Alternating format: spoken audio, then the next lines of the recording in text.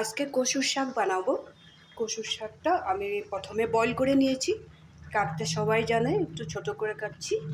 আর boil করার সময় একটু লবণ দিয়েছি, একটু তেঁতুল দিয়েছি, বলে দিলাম। প্রায় বয়েল হয়ে গেছে।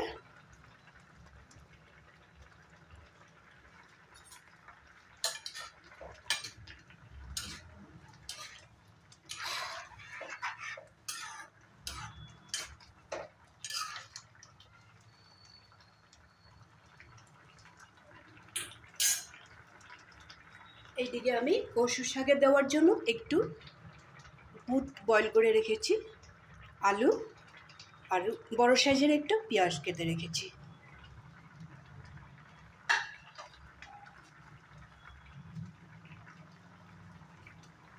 এখন আমি কচু শাকটা তো বয়েল হয়ে গেছে, জলটা ছেঁকে নিব।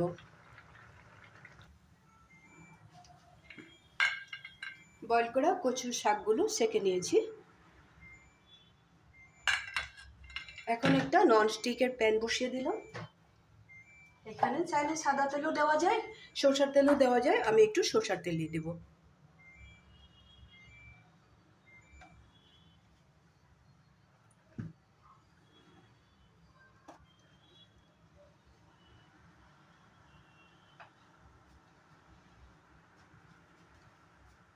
প্যানটা গরম হয়ে গেছে, তেলটাও গরম হয়ে গেছে। এখানে আমি কেটে রাখা পেঁয়াজটা দিয়ে দেব।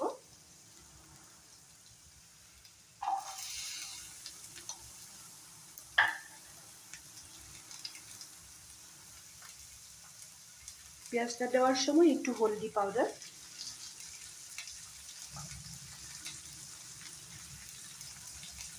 সামান্য পরিমাণে জিরা পাউডার,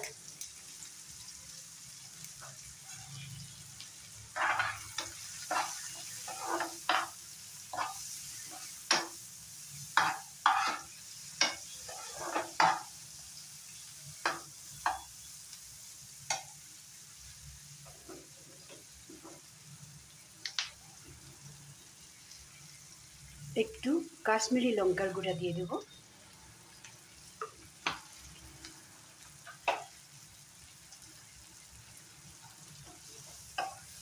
এখন 1 মিনিটের মতো ভালো করে ফ্রাই করে নেব।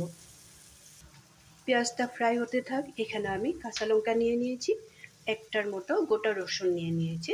এটাকে পেস্ট করে নেব। লঙ্কা তো একটু বেশি করে দিলাম, যার যার ইচ্ছা মতো দেবে, যে যতটুকু ঝাল খেতে পারো ওইভাবে দিবে। কচুর শাকে একটু ঝাল হলে ভালো হয়। এটা এখন পেস্ট করে নেব। পেঁয়াজটা ফ্রাই করা হয়ে গেছে, এখানে দিয়ে দিব কাঁচা লঙ্কা আর রসুনের পেস্টটা।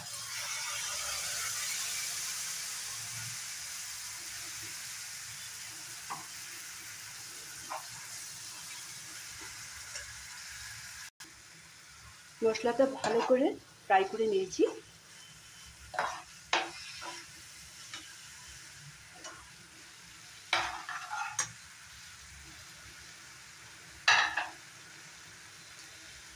এখন এখানে দিব বয়েল করা কচুর শাকটা।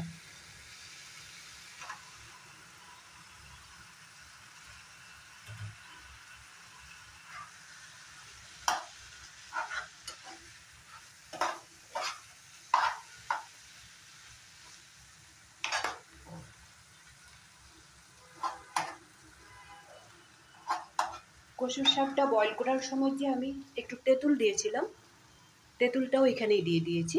আর কচুর শাকটা বয়েল করার সময় আমি একটু লবণ দিয়েছিলাম, যার জন্য এখনও লবণটা দিইনি। যদি পরে দরকার হয় আমি দিয়ে দেব।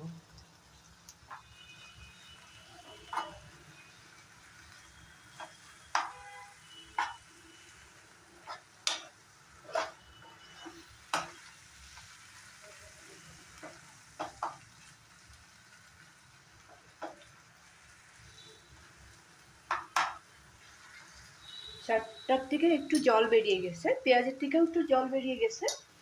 এই জলটা টানার জন্য আমি বয়েল করে রাখা বুট আর আলুটা দিয়ে দেব।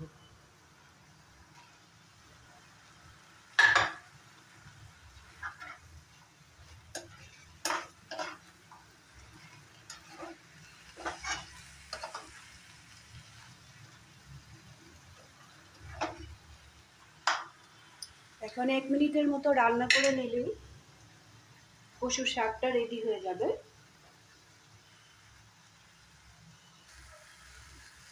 লবণ একটু দিতে হবে, লবণটা একটু কম হয়েছে, একটু লবণ দিয়ে দিলাম।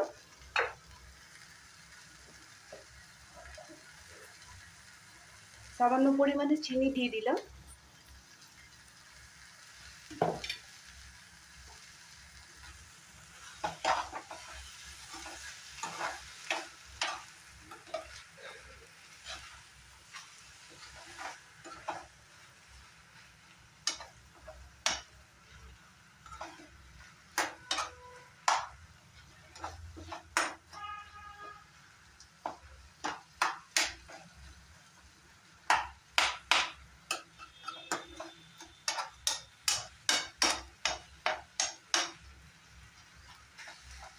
কচু শাকটা প্রায় রেডি হয়ে গেছে, আলুগুলো খুব সুন্দর করে বয়েল হয়ে গেছে।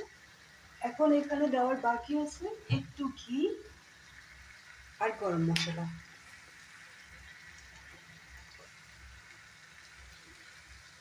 একটু ঘি দিয়ে দিলাম।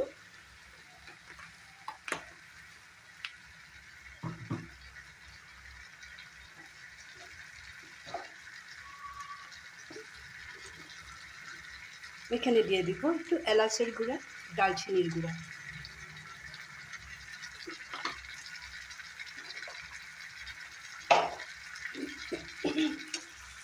আমি যেভাবে কচুর শাকটা রান্না করেছি ওইভাবে তোমরাও একদিন রান্না করে খেয়ে দেখো।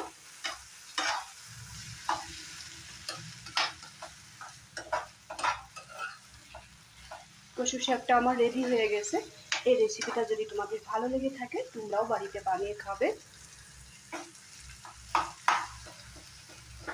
লাইক শেয়ার করতে ভুলবে না, কমেন্ট করতেও ভুলবে না।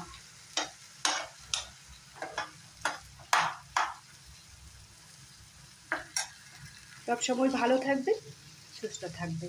তাহলে আজকের জন্য রাখি।